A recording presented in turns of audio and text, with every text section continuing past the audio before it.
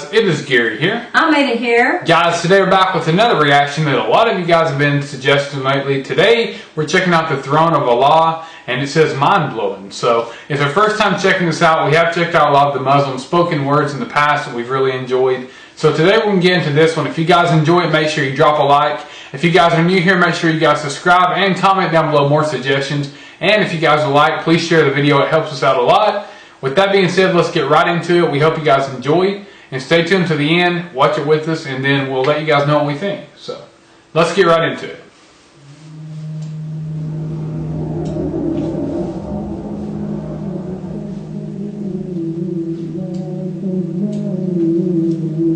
Oh, it's so pretty. It is a cool logo.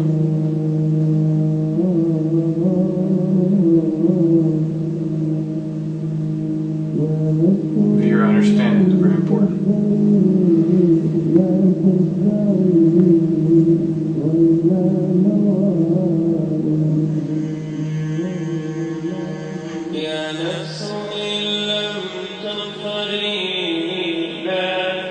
Sounds so peaceful.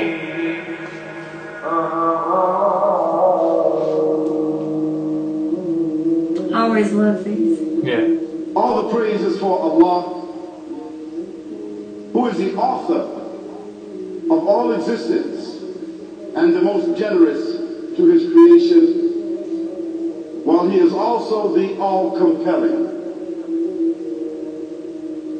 He is the only one worthy of our worship, having no partners, no associates, no sons, no daughters, no one whom he must consult, and no one or anything which has any comparison with him. All the praise is for Allah, who is the King of all who claim sovereignty, the only one who has the right to legislate for his creatures. He is the giver of life. He is the causer of death, while death has no effect upon him, because he is the ever-living, the self-subsisting, the eternal, and the only absolute. All the praise is for Allah, who has power over all things, and there is in reality no power and no strength, no influence to cause benefit or detriment except through him. It is he who created this complex world, the seen and the unseen, the evident and the speculative, the earth and all that is on it, and everything that is in it. That's right. It is he who sent his messengers and prophets, alayhimus salam, with the common message of strict monotheism, which simply means that there is absolutely no one worthy of worship, no one worthy of our obedience, except the Almighty, the One, the Absolute, and who has no partners. The earlier messages, which changed the world in the area in which the prophets were sent, those messages we know have changed, and even the prophets who brought them, their names are now lost. We just know in general, because Allah told us in the Quran, وَلَقَدْ بَعَثْنَا فِي كُلِّ أُمَّةٍ رَسُولًا أَنْ يَعْبُدُوا اللَّهَ وَاجْتَنِبُوا الطَّاغُوتَ. I've sent to every nation a messenger, calling people to worship Allah alone and to avoid the worship of false gods. That's right. This essential message has been preserved in Islam in a way that it was never preserved before. Not because the message was different, because it was the same message, but because of the fact that there would be no other prophets who would come after Muhammad sallallahu alaihi wasallam. So therefore that message now had to be protected. It had Really to good be speakers preserved also. in a way none of the earlier messages were preserved. Underneath this, what you see you have come to know 40 years back. And what you call the Big Bang is already mentioned in the book which I read, the glorious Quran. It's mentioned 1400 years ago in Surah Anbiya, chapter number 21, verse number 30, which says, أَوَلَمْ يَرَ الَّذِينَ كَفَرُوا. Do not the unbelievers see أَنَّ السَّمَاوَاتِ وَالْأَرْضَ كَانَتْ رَتْقًا فَاسْتَوَتْ. That the heaven and the earth were joined together and we showed them asunder. What you're talking about, the Big Bang, I try to imagine compressing a spring. I push it closer and closer and closer together, so it's smaller and smaller and smaller. And I've stored a tremendous amount of energy in that spring. And when I let it go, it bursts out, it bursts out, it bursts out. The creation of the universe, which you came to know 40 years back, is already mentioned in this book, the glorious Quran, 1400 years ago. Who could have That's crazy, man. in the Quran? So they will say, maybe someone wrote, maybe it's a fluke, maybe it's a guesswork. A human being, regardless of who they are, or where they are, or what they do, will have this curiosity. They'll want to know, why am I here? How did I get here? And do I have a purpose? And if so, what is it? The only one who would really be able to answer that question would be the Creator Himself. That's very true. If there is a Creator, it would be up to Him to tell us why we were created and what He expects from us and what this life is really about. Allah has shown the people from the time of Adam until right now, has shown the people what He wants from them. And it's a very simple thing. And that is that worship be for Him alone without any partners. In fact, we know this life to be a test from Almighty God. That's why we're born and that's why we die. Wow. Because there has to be a beginning and an end for us to be tested on. The next life, after this life, no one will ever die again. A bad person or a good person. Both are brought back and they continue to live in the next life, either in good shape or not so good shape, depending on how they did on the test. The worship of the God of Abraham, that was what was taught by these prophets. The Lord of the Arsh and Kursi. We're talking about the Lord of the worlds. Alhamdulillah Rabbil Alameen. We're talking about the Lord of the entire universe and beyond. The entire universe and beyond. You know, we live in this dunya and we are fascinated with this dunya which Allah subhanahu wa ta'ala indeed has created in a beautiful manner. We're fascinated. There are over billions of people which live on this dunya at this moment in time. Over 6 billion people that live on the dunya at this moment in time. This dunya of Allah subhanahu wa ta'ala is so big that there is space in this dunya for billions and billions and billions or more people. But what is this dunya in comparison to what Allah subhanahu wa ta'ala has created out there? Wow. This dunya is insignificant. Really is a video that's very informative. It means to Allah. It means nothing. It is worthless. So worthless. Compare it with the sun. The sun is one star. You know more science than me. You'll be able to tell me better. Take this planet Earth and you place it inside the sun and you will be able to place 1.3 million Earth in the sun. Wow. Wow. 1.3 million Earth in the sun. That's, wow. Allahu Akbar. Allah is the greatest. The sun is one star. One star. There are stars out there which are millions of times bigger than the sun. You tell me this, that you need millions and millions of stars to make one galaxy. And then you tell me this, that there are zillions of galaxies out there. Let me tell you on top of this, my friend. After this, whatever you see above, when you raise your head and you look above, whatever you see above, the zillions and zillions and zillions of galaxies, let me tell you, this is everything there is within the first heaven. The first heaven. Wow. Everything there is within the first heaven. They say there's And 3. Allah is the creator of 7 heavens. 7 heavens. 7 heavens. And the distance between the first heaven and the second heaven is 500 years. Wow. You know, the distance that can be covered in 500 years, at what speed? Only Allah knows. Only Allah knows. But it will take 500 years to get from the first heaven to the second heaven. 500 years from the second to the third. That's mind-blowing, it really is. Fourth to the fifth. Fifth to the sixth. Sixth to the seventh. Every time it will take 500 years. After the seven heavens,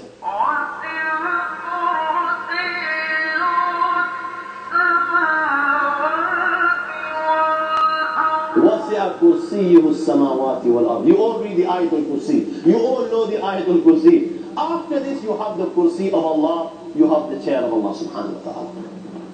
You know these seven heavens that we just talked about.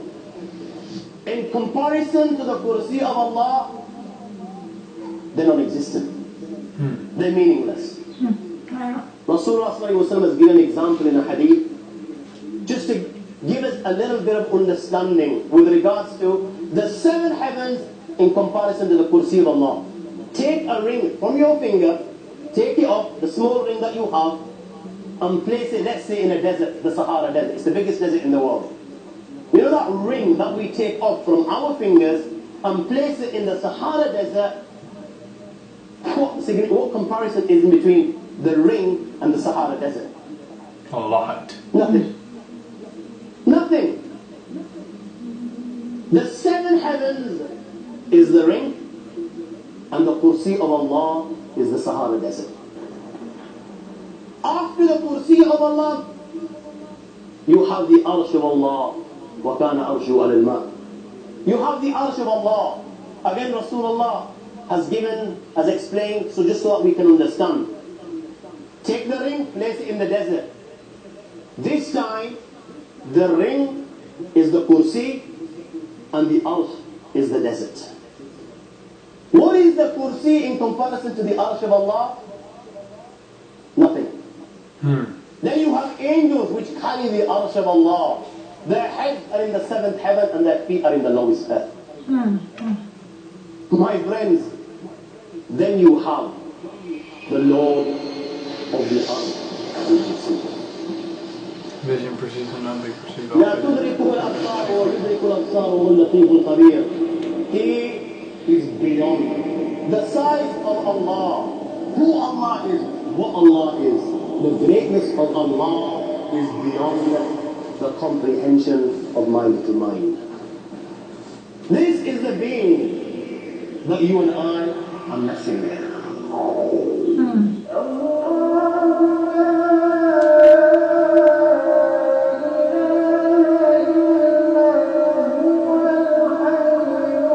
That's beautiful. It is.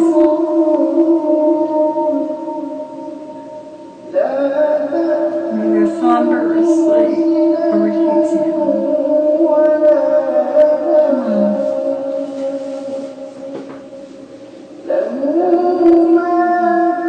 It's a very interesting video. Everything belongs to him.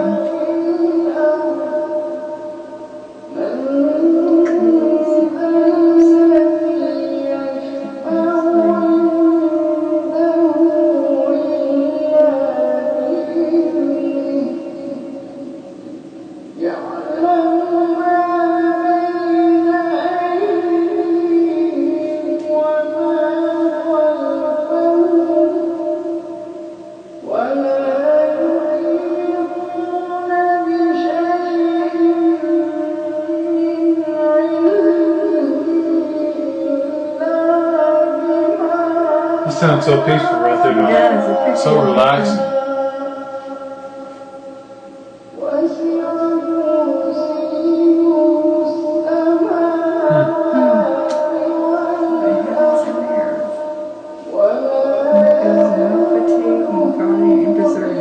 You don't. He sees what everybody's doing.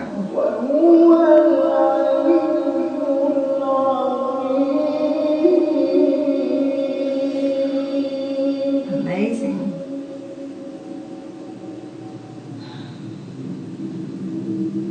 I mean, it's really mind-blowing to watch that because it's so interesting. Yeah. And that was a video that was a lot easier to pick up on. That one was, me Yeah. too. I've always heard there was 3 heavens, but I didn't know there was 7. Right. And that really makes you think also is talking about the heavens, and the part that I picked apart the most from that was like how interesting it meant, like 500 years apart from each heaven.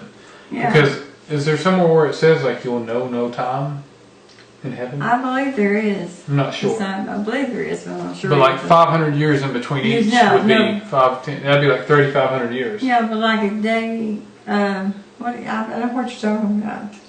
So does that mean when we like pass away and go to heaven, that we will, to get to the final heaven, basically, there's 7 heavens apparently, or there's 3, whatever the case may be, will we be in separate heavens? Will we transfer? I'm not sure now. I know the Bible says to be absent from the body is to be present with the Lord. Right. So I'm not understanding this right now. I don't know. Does anybody know? Yeah, let us know. This? You guys know we're very new, and we love to check out other stuff. Right. And at the same time, it's cool to watch this and then compare it with what we believe and or belief. And it's really awesome that we can do this, and like you guys show us respect for what we Right. believe. We show you guys back respect. Yeah. You know, we react to this with an open mind. We take in what they say, and then we try to learn from it, because you always want to learn. Right. You do. And we always want to ask you guys questions that we are kind of curious about. And like Yeah. she said, what would you ask them? You can ask them again. Oh, I was asking because, you know, that we always heard to be when you pass away, that to be absent from the body, when you die, your soul immediately goes to Him. To be absent from the body is to be present with God. So, and I've always heard there were 3 heavens. Right. But, yeah, explain to us what that means. To be absent from the body is to be present with the God. Let us know in the comments, guys. Let's have a conversation about Yeah. that. Give us what you guys think. And, you know, in the comments, always keep it respectful of one another. Show each other peace. Show each other love. And just let's have a discussion. That's what we need.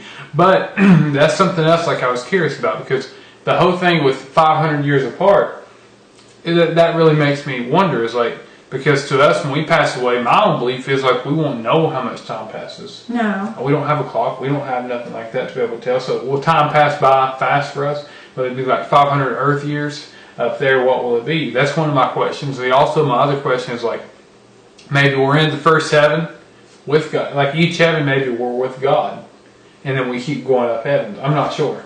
And then the final stage of heaven. But what's the test in each heaven is what I'm curious about also. Test? Let us know, guys. You know, we have a lot of questions, but just write some down in the comments. We'd much appreciate it. And we really do hope you guys enjoyed this today. It was very interesting, and we hope you guys enjoyed watching it with us. But let us know more information in the comments. Also, let us know in the comments any more videos you guys would like to see us react to, and we'll definitely check those out. Yes, we will. So, thank you guys for watching as always. Have a great day. Once again, don't forget to hit that red subscribe button down below for more. Check out our other videos. I'll try to post them down in the description if I don't forget, but I'm always really forgetful, so you might not see them there. Just search for them. Spoken words, we have tons of them already. So, much love to you guys. Stay blessed. Peace, keep it real. Until the next time.